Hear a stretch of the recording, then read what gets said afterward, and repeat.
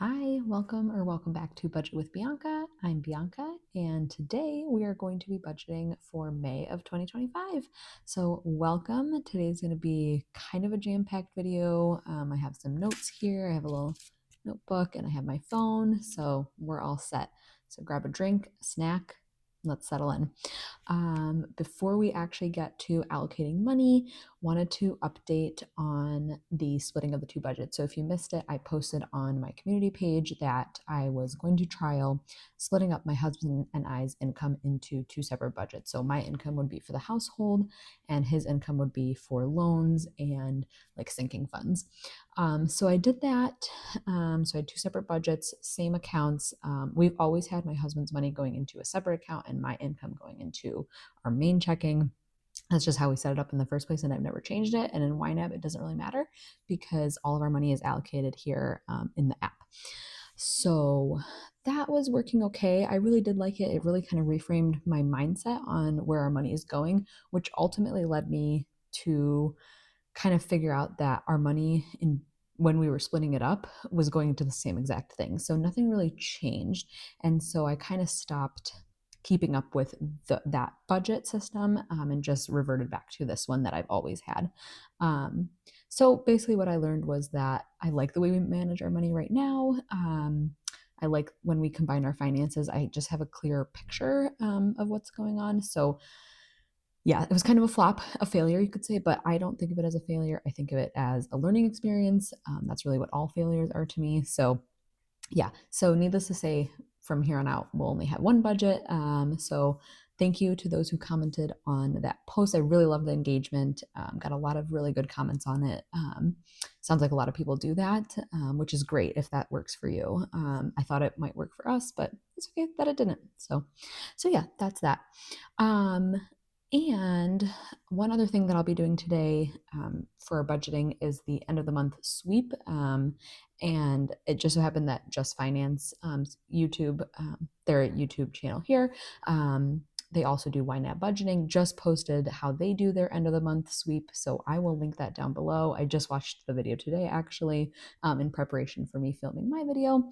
So yeah, I'll link it below. I really like the way they do it, and I'm going to steal a couple of their things. I don't do everything that they do, so it's good to see how other people do it. And lastly, I always forget to introduce what I'm doing for anyone new watching. So this is the software that you see in front of me is YNAB or YNAB. It is by far the best budgeting system that I have used personally. I've tried a couple different methods, but this is the one that's stuck around the longest, the one I've been able to use most consistently, and the one that has gotten me and my husband more on board with budgeting together. So I count that as a huge win. And so this is a cash envelope a digital cash stuffing system. So we only work with the money we have assigned. And so here in a little bit, we'll see how much money we have to allocate from our paychecks for the month of April. In YNAB, the goal is to get 1 month ahead. So that means that come May 1st, tomorrow, when I wake up, all of May will be fully funded. So if we turn over to May, you will see that nothing here is funded. So I have some available from last month, but most things are yellow, which is fine because that's what we're going to address today in this video. And from here, we need to add a couple categories. I need to recategorize an expense based on adding a couple categories. And we need to move some money around. So let's get into budgeting. The first thing I'm going to do, and I'm looking down at my notes here. So the first thing we need to do is add two categories. So these categories are going to go under stability, and they're going to be titled PharmD. I can never spell the word license. I hope that's how you spell it. I will add an emoji later. And when you add a category in YNAB, it goes right to the top. All of mine are alphabetical. So we're gonna slowly move this to the bottom. So I just realized I got an email earlier today that my Michigan license is due to be renewed this year. Actually, so I have two have 2 pharmacist licenses, one for where I live now, and then one in a previous state, Michigan, where I practiced previously. Both of them are actually renewed every 2 years, it just so happens, and they're both on the same cycle. So I do need to renew both of them today, or this month. I'm sorry, this year, I mean. And so with that, I need to create a target. So I looked today how much, custom. I looked how much they were going to be today, and the total for the 2 of them is $311.20. And I chose custom because it's every 2 years. So that's how much I need to set aside. And they are due in September, both of them. And they repeat every 2 years. So we're going to save this target. So it's going to tell me that we need $51.87 set aside this month, so that by September 1st of 2025, I have $311 saved. And so in September, this will reset, and next year I will save $311.20. So that's one of them. The next one goes along with this. So you see I have an overspent category for $125. That is actually one of those transactions I need to recategorize, but first I need to make a new category. So we're going to call it work conference / meetings. And again, we're going to move this all the way to the bottom. It's really slow because I have a lot of categories, probably more than the average person. And if you want to see all of my categories, which I guess it's changed since I last did the video, I will link that down below. Okay. And I'm not going to set a target for this. I am just going to move the transaction. I don't want to fund it. I'm just going to use it as a tracking category. So in here we have this one. There we go. So this we're going to recategorize into work, and we will cover, it will still be overspent because I haven't assigned money to that category, but we will fix that momentarily. Okay, excellent. Then right before we actually get to allocating all of our money, which is the fun part, I'm going to move all of this money. So this is from estate planning, which we have not gotten a bill for. We got all of our paperwork. I have emailed them telling them that we have not received a bill. Please send it to us. No response. So, if in a few months they want their money, which is fine. They deserve their money. They did all the things that they needed to do for us. I will pull it from a different category, but I don't want that money just sitting here doing nothing. So I'm going to put it to good use. So I'm going to move all of it to my true expense build-up fund. And we're going to hide this category because we don't need it anymore. And the very last thing we will do is our end of the month sweep. So this money from baby supplies is actually going to get moved to baby activities and toys because I bought something off Facebook Marketplace. So we'll put extra money in that category as well. So the end of the month sweep is basically moving all the extra money that we don't need in a category that we don't want to build up into money that we're going to budget or into a different category. So I could use this money to cover overspending, but that's not how my brain works. So I'm going to move it to next.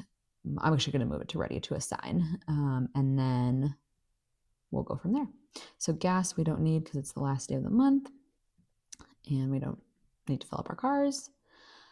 The only thing I'm going to do is cover this household goods with groceries. We did really good on spending money on groceries this month. We only spent $686. So, and then the rest of this money will get moved to ready to assign. And I'm just going to snooze it because I don't like seeing the yellow. That's just a personal preference of mine. Babysitting, I need to leave. I need to pay our babysitter for today. These are all the funds that I want to build up. This is staying as is. Most of this, I believe, will just stay. I think those are the only few categories I need to cover. The rest are savings and or sinking funds. Oh, except for this. See, I'm always finding some extra money around. All right, and snooze that. And let's go and cover our overspending. So $52 for garden, I believe. Yeah, we bought mulch. So we will cover that from ready to assign. This medications is not being covered. I've already submitted to our FSA for reimbursement for that. Personal care will get covered with ready to assign. And work conference, part of it will come from ready to assign, and the other part will come from the true expense buildup fund. This reimbursement holding also is being reimbursed to me because, sorry, part of it is coming from our, I have a grant at work for a research project, for a research study that I'm doing, and we buy things that we need for the grant personally, and then we submit for reimbursement for the money. And I do actually use YNAB to track our grant spending. So if you'd like to see that, I'm happy to show it to you. It's probably not that applicable for the vast majority of people, but happy to do that as well. And then brick edging has been in our wish farm for a while. And we just decided to go for it. We didn't really fund it ahead of time, which is not what you're supposed to do in YNAB, but there were the edging bricks that were on sale at Menards, so I just bought them.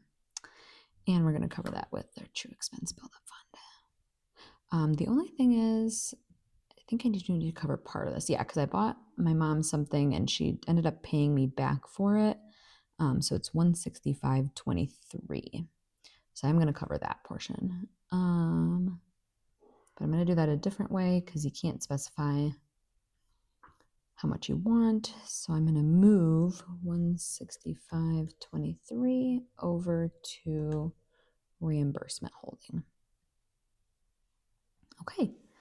And that leaves just the two overspending that will be reimbursed to me through my FSA for the medications and through work. So there we go.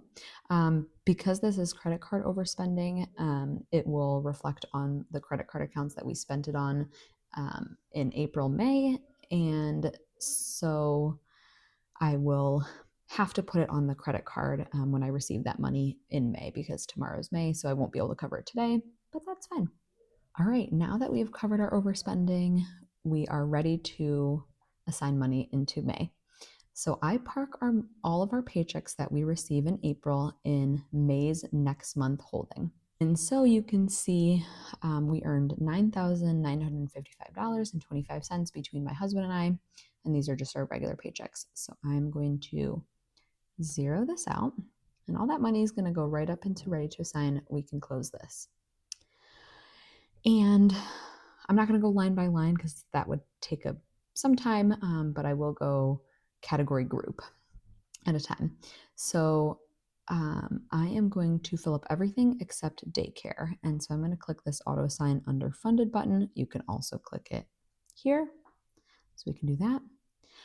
You cannot snooze a category if you're not in the current month. So if I try to snooze it, it's grayed out. But I'm not going to assign any money to daycare. I think we're just going to have my mom and the babysitter watch my daughter. So that's good. In quality of life, we're going to fund everything. And at the same time, actually, we'll come back to adding like baby activity and toys needs a little bit extra. But we're going to fund that after we make sure everything is taken care of. I need $100 for my fun money. My husband needs $100 for his fun money. Travel needs $506. All right.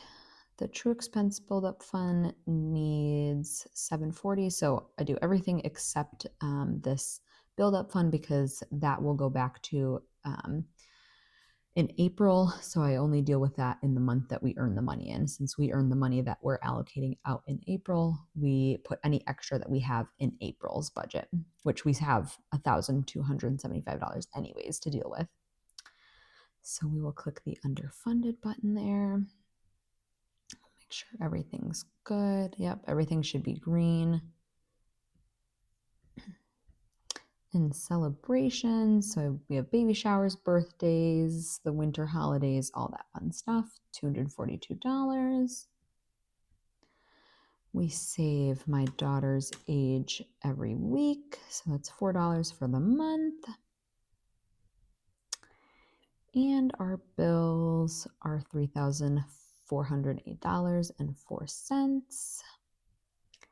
And last but not least, not last but not least, but we have our loans. So my car loan and my husband and I's student loans. This one is still on forbearance, like administrative forbearance. And then my husband's exam fees. And the rest of this is wish farm things, which we could do. And you'll see this is yellow from the overspending that we just covered. Well, they just talked about in April.